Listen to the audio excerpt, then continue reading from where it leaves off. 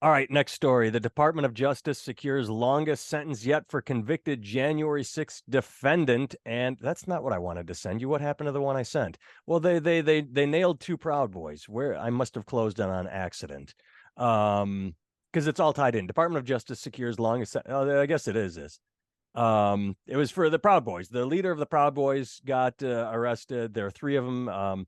My favorite part of this story is probably past the continues. Do you think when they have to reform the gang in prison, they promote it to Proud Men? Because Proud Boys, you know what I mean? Like as a prison gang, it's like, yeah, but you just, you know what I mean? Like Yes. you're gonna get fucked like that. I think. Well, my favorite line in this entire story is how his lawyer, one of the Proud Boys lawyer, the leader, Schwartz, Mr. Schwartz, is the leader of the Proud Boys. Peter Schwartz, prosecutors termed one of the most violent and aggressive participants, was sentenced to 14 years behind bars. Ouch, that's not a good prison gang leader name. No. But here's my favorite. His lawyer, this is his quote, and this is why I sent you this.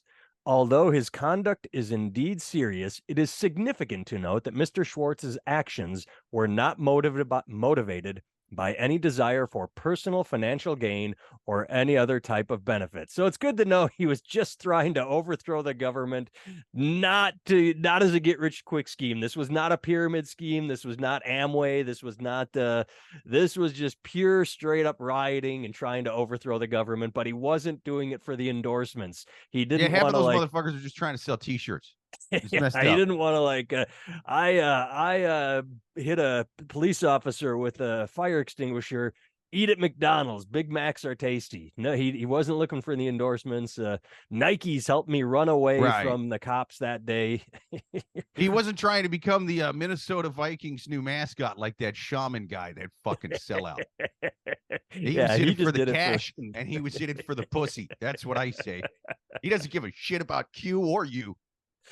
Oh, what kind of defense is that, though? He wasn't in it for the money. The quote continues. Let me finish it. I started laughing. I His would actions. have asked it as the prosecuting attorney.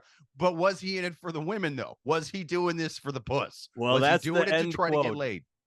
His actions were motivated by a misunderstanding as to the facts surrounding the 2020 election. Well, no misunderstanding. He got directly lied to by the liar in chief, Trump, as we have said.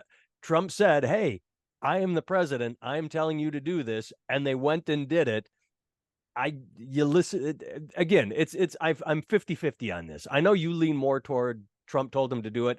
I'm Yeah. 50-50. There should be some personal accountability where you go, well, he's a lying asshole. Maybe I shouldn't listen to him. If you're so stupid that you do listen to him, then you kind of deserve to go to jail. You're more forgiving than I am there. Yeah, I am. I mean, not for anybody that did anything like violent. Anyone that was Yeah, hit a assaulting cop or cops, a different fucking story, you yeah, know. if they're just But I'd marching say around the with same thing to signs. anybody who assaulted a cop during Black Lives Matter. I'm like, fuck them. Let them share the Yeah. same prison cell for the same amount of time. Different fucking thing.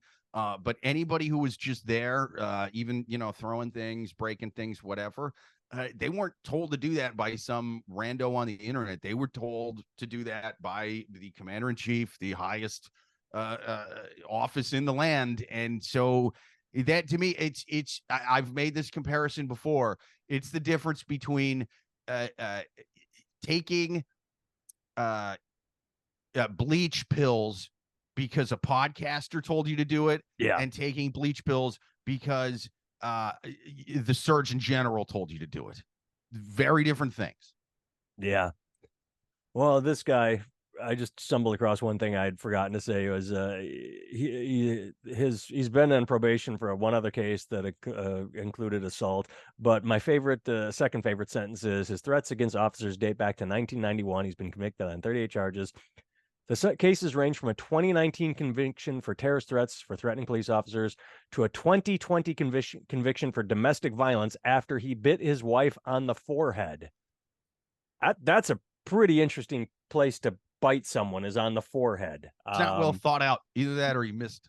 He might have missed. Maybe he was going for the nose, but when you're trying to bite someone, for pain, for violence, or even for sexual gratification. I think it's good thinking on his ex-wife's part, because she thought quick. She was like, holy fuck, his chompers are coming right at me. Die.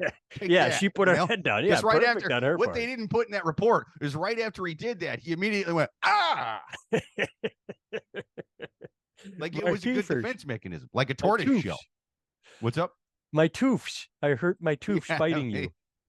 That's why all of his crowns got fucked up on the left side of his face. All right.